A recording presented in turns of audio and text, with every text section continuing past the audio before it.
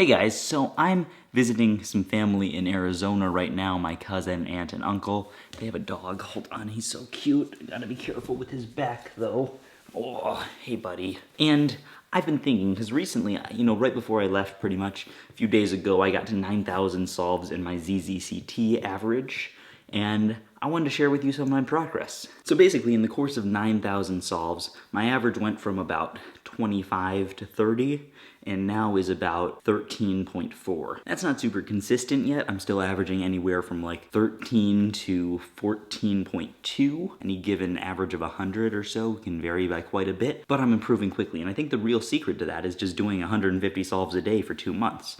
Now, I didn't do that exactly. I did some days where I did 300 solves, some days where I did 0 solves, but if you average it out over a 2-month period, 9,000 solves is 150 or so per day. Basically, I set a little goal for myself where I wanted to be sub 10 before NATS, and NATS is in July, early July, so I still have a few months to get there, but I'm gonna have to keep up this rate of improvement if I wanna get there by then. So I've done 9,000 solves, and I would do 9,000 more in the next 2 months if that's what it takes for me to get sub 10 by NATS. You know, it's like the Proclaimers said.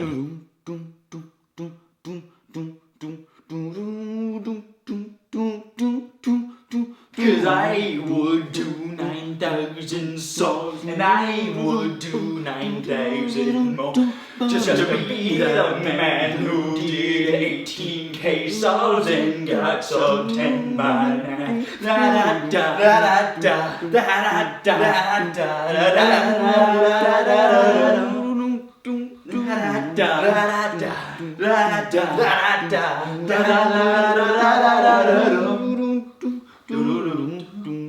Yeah, that was weird. But anyway, what I'm trying to say is, if you want to get good at something, just practice it a bunch. Like, I've never done any special kind of practicing other than just doing a whole bunch of solves, and it's always kind of worked out for me. Like, when I got good at OH, I just did about 100 solves per day, maybe a little bit more than that. Now I'm trying to get good with ZZCT for two-handed. I'm just doing 150 solves per day. It works. It just makes you improve. Now, there is a certain point where you won't be able to improve. Like, I kind of got there with OH, where I started having to practice, like, learning new algorithms, learning new techniques, things like that, and I'm going to get there with two-handed eventually, but I don't think sub 10 is that limit. With two-handed, it's probably more like, I don't know, like 8 or 9 seconds, where you have to start actually like thinking a little bit harder about what you're practicing. But I think that for the most part, and for most people who aren't sub 10 yet, if you just do more solves, you're just going to get faster. If you want to get really good, just do more. That's all there is to it. Just practice. Practice makes perfect.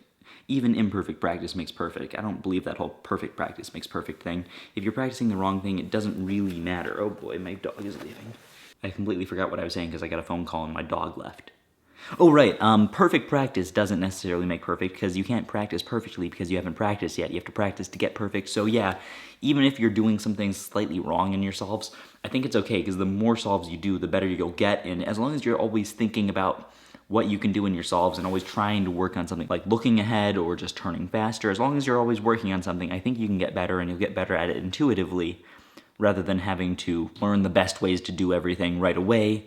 Just start doing it, because you'll get bored if you try to learn too much in advance. Anyway, that's all I'm trying to say. Thanks for watching. I'll see you on Friday. Monday. I always get those two confused these days.